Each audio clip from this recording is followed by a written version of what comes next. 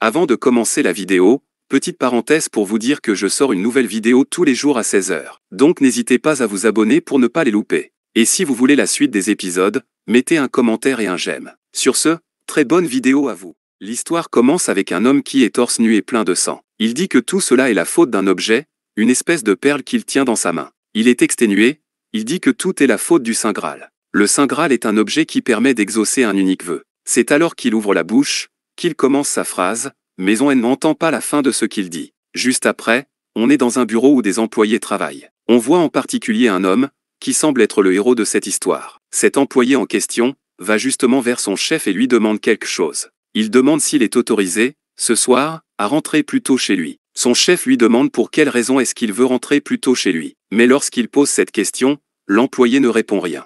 Il a l'air un peu gêné et en mauvaise posture. Ensuite, il dit qu'il a fini son travail donc il aimerait rentrer. Son chef accepte, même s'il sait que la raison pour laquelle il veut rentrer n'est pas celle-là. Il sait qu'il lui cache quelque chose. En tout cas, l'employé le remercie. Tous les autres employés du bureau sont un peu étonnés. Ils vont tout parler au chef et lui demandent si c'est vraiment une bonne idée de laisser partir plus tôt. Ils ont remarqué qu'il a énormément changé ces derniers temps. Mais le chef leur dit à tous de se taire. Il leur dit à tous d'arrêter de se mêler de ceux qui ne les regardent pas. Il demande même à la plupart de rentrer chez eux, même s'ils ont une réunion. Il est vraiment énervé. Pendant ce temps, les employés disent qu'il est trop gentil avec Kim. Mais le chef a l'air de savoir quelque chose dont les autres ne sont pas au courant. Juste après, on voit justement Kim, l'employé qui est parti plus tôt du bureau chez la fleuriste. La fleuriste lui demande s'il est là pour l'anniversaire de sa femme. Il répond que oui. Un peu plus tard, il rentre alors chez lui. Il parle seul. Toutes les lumières étaient éteintes mais il agit comme s'il était accompagné. Il commence à préparer le repas pour 3 personnes. Il met une photo de sa femme et sa fille en face de lui, et commence à dire qu'il n'est pas aussi talentueux qu'elle. Il va ensuite prendre sa douche et va s'installer à son bureau avec son carnet. C'est comme son journal. Et dans ce fameux journal, il écrit en s'adressant à sa femme, comme s'il attendait une réponse. Il dit que comme il lui avait promis, il partirait plus tôt du travail aujourd'hui. On comprend alors pourquoi il était gêné de demander cela tout à l'heure au bureau. Il écrit ensuite dans son journal en demandant si la soupe était bonne même si elle n'était pas du niveau de celle de sa femme. Il dit aussi qu'il lui a apporté les fleurs qu'elle aimait. En même temps, on voit à la télévision des informations sur un tueur en série qui en est à sa 12e victime. On suppose que sa femme et sa fille ont justement été tuées. On dirait que ce sont ses souvenirs qui s'entremêlent avec la réalité. Et pendant qu'il est en train d'écrire dans son journal, il répète la même phrase. « Je veux entendre vos réponses.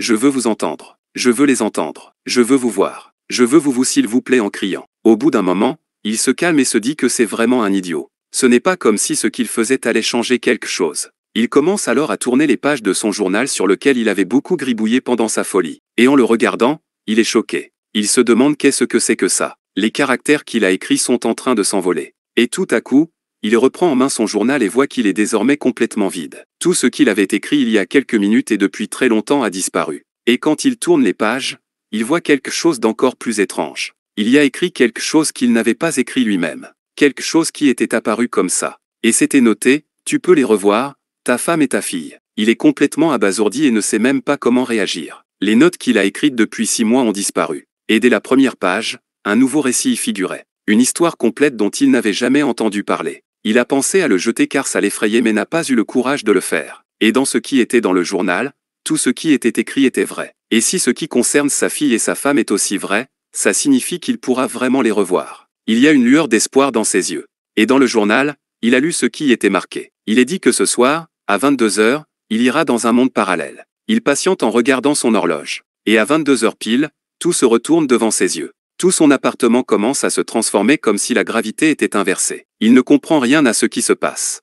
Quand il reprend conscience, il est devant un endroit mystérieux et il se demande ce qu'il fait ici. C'est une forêt et plein d'autres personnes autour de lui sont dans la même situation. Tout le monde se pose toutes les questions possibles et imaginables. Mais Kim réalise alors que ce qui était dans son livre était vrai. Ce n'était pas une simple blague mais la vérité. Un message apparaît alors de la forêt. C'est comme si ce monde pouvait leur parler. Et ce message dit alors que le tutoriel va commencer. Les gens se demandent si c'est un jeu. De son côté, Kim se souvient du journal et de ce qu'il y avait lu qui disait que le monde parallèle se présentera lui-même comme un jeu. Le jeu continue de leur parler et leur explique les consignes. Il dit alors à tout le monde d'invoquer une arme. Et toutes les personnes qui ne se seront pas décidées dans la minute se verront attribuer une épée. Tout le monde est évidemment perplexe et se demande si ce qui est en train de leur arriver est réel. Plein de personnes, et même Kim, ont directement pensé et ont souhaité invoquer une arme à feu. Mais le journal expliquait que ces personnes-là ont reçu à la place des arcs. Et pourquoi ont-ils reçu des arcs à la place d'armes à feu? les raisons ne sont pas expliquées. Peut-être que ce monde n'est pas encore assez développé ou que le jeu interdit tout simplement ce genre d'armes. Le monde leur dit alors sans aucune transition que des zombies arrivent. Les joueurs doivent se rassembler pour se défendre. Kim repense à ce qu'il a lu dans le journal. Le journal expliquait que les gens, stupéfaits par l'apparition de monstres qu'ils n'avaient jamais vus auparavant, ne pouvaient même pas bouger. Kim se dit que, quoi que soit ce journal, des écrits du futur ou autre chose, son monde n'est ni ici, ni ailleurs. Le combat contre les zombies a commencé et ce n'était pas très dangereux, mais c'était surtout la peur omniprésente qui était problématique. Personne ne voulait se battre contre un cadavre qui bouge. Mais Kim a tout de suite pris son épée. S'il a une chance de revoir sa femme et sa fille, il va la saisir. Et il s'est mis à décapiter les zombies, car ils ne sont éliminés que quand leur tête tombe. Et il a même reçu un bonus du jeu car il est le premier à avoir tué un zombie. Et comme ses statistiques ont évolué, il peut maintenant tuer les zombies plus rapidement. À chaque fois qu'il en élimine un, il reçoit un point d'expérience. Et toutes ses statistiques ont même été augmentées de 2 points. Il continue de tous les détruire sans aucune difficulté pendant que les autres joueurs, à côté, ont beaucoup de mal. Certains se font mordre et d'autres n'arrivent pas à les tuer d'un seul coup. Mais ce n'est pas le moment de détourner le regard pour Kim, il a un objectif et n'a pas le temps de s'occuper des autres. La bataille continue et au final, il a éliminé 58 zombies à lui seul. Encore une fois, comme il est celui qui en a tué le plus, il a gagné 100 points de compétence et son arme est désormais plus tranchante. Kim est lui-même étonné car il n'est plus aussi fatigué qu'avant. Il se dit que ça doit être grâce aux points d'expérience qu'il a accumulés. Les informations arrivent d'un coup dans son cerveau. Il est impressionné à quel point ça ressemble énormément à un jeu vidéo. Il a déjà bien amélioré toutes ses statistiques, notamment la magie. Il est content car le journal expliquait que le plus important était les points de magie mais pour le moment, il continue d'améliorer sa force car ça va plus lui être utile au début. De leur côté, tous les autres crient et veulent des réponses. Pourquoi sont-ils ici et quel est l'objectif? Le jeu annonce alors qu'il y a 198 survivants et que la seconde partie du tutoriel va bientôt commencer. Et cette fois-ci, les règles sont différentes. Dans 4 jours, seules les 100 personnes ayant obtenu le plus de points de succès survivront. Les joueurs ne comprennent pas vraiment à quoi correspondent ces règles. Le jeu ajoute alors que les autres, hormis les 100 personnes, vont tous mourir. Gardez bien ça à l'esprit. Tous les joueurs commencent à s'insurger et refusent que la moitié d'entre eux meurent. Mais le jeu répond qu'il n'y aura que 100 survivants et c'est tout. Kim en profite pour observer la situation et confirme désormais qu'il est le seul à avoir obtenu un journal. Les autres ne savent rien de ce monde. Le jeu explique ensuite qu'il y a 2 moyens de gagner des points. Le premier est de s'aventurer dans le monde et de tuer les monstres qui s'y trouvent. Et le second moyen est beaucoup plus simple, si vous tuez quelqu'un, vous obtiendrez la moitié des points qu'il a gagnés. Tous les joueurs sont choqués. Le jeu annonce alors que la deuxième partie du tutoriel commence.